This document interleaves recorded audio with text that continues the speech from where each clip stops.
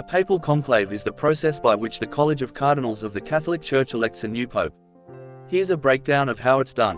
1. Vacancy of the papal see. A conclave is convened following the death or resignation of a pope. Between 15 and 20 days after the vacancy, the cardinal electors gather in Vatican City. 2. Cardinal electors. Only cardinals under the age of 80 at the time the papacy becomes vacant are eligible to vote. The number of cardinal electors is typically limited to 120, but the upcoming conclave will have 133. 3. Preparatory phase. The cardinal electors participate in a series of meetings called general congregations to discuss the state of the church and the qualities needed in the next pope. They also make arrangements for the conclave itself. 4. Entering the conclave. The conclave takes place in the Sistine Chapel in Vatican City. Before entering, the chapel and adjacent areas are checked to ensure no recording or transmitting devices are present, maintaining the secrecy of the process. On the morning the conclave begins, May 7th for the upcoming one, a special Mass, for the election of the Roman Pontiff, is celebrated in St. Peter's Basilica. In the afternoon, the cardinal electors process into the Sistine Chapel, reciting the Veni, Creator Spiritus, Come, Holy Spirit, Creator Blessed. They take an oath to uphold the rules of the conclave and maintain secrecy. The master of liturgical celebrations then pronounces, extra omnes, Latin for all out, and all those not involved in the election must leave. The doors are then locked. 5. Voting process. Voting is done by secret ballot. Each cardinal elector writes the name of their chosen candidate on a ballot, trying to disguise their handwriting. They process one by one to an altar, where they say a prayer and place their folded ballot into a chalice. After all ballots are cast, they are counted. For a pope to be elected, a 2/3 majority of the votes is required. There are typically up to 4 rounds of voting each day, 2 in the morning and 2 in the afternoon.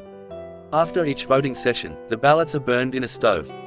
6. Smoke signals. Black smoke fumata nera. If no candidate receives the required 2/3 majority, a mixture of chemicals potassium perchlorate, anthracene, and sulfur is added to the burning ballots to produce black smoke. This signals to the crowds outside that no pope has been elected. White smoke fumata bianca. When a candidate receives the necessary 2/3 majority and accepts the election, the ballots are burned with a different chemical mixture potassium chlorate, lactose, and chloroform resin to create white smoke, announcing to the world that a new pope has been chosen. 7. Acceptance and proclamation. Once a cardinal is elected and accepts, he is asked what name he wishes to take as pope. He is then led to the Room of Tears, where he vests in papal robes. Finally, the new pope appears on the balcony of St. Peter's Basilica to greet the world and give his first blessing. Important rules and considerations. 1. Secrecy. Cardinals are strictly forbidden from communicating with the outside world during the conclave. This includes no phones, internet access, letters, or newspapers. 2. Sequestration. The cardinal electors reside within Vatican City during the conclave, typically in the Domus Santa Marta. 3. 2/3 majority. This is the standard requirement for electing a pope. 4. Stalemate. If no pope is elected after 3 days of voting, there is a pause for prayer and discussion.